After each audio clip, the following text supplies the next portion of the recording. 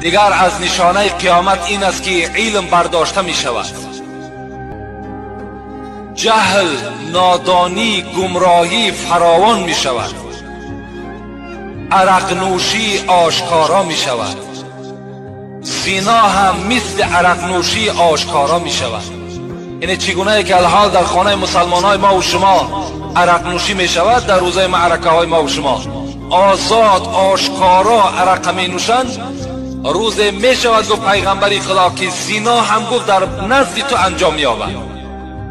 با چشم خود تو زنا را می بینی، دیگر هیچ توجه نمیکنی. مثل که امروز عرق می نوشند چگونه نگاه میکنیم، برای ما و شما هیچ مشکلاتی نیست، هیچ قدام ما و شما را آزار هم نمیدهد. زنا هم گفت زمانی می شود همچنان رواج می گیرد که در راهی که تو رفته ایستاده در همون راه زنا کردیستند در پیش چشمت، همچنان زمان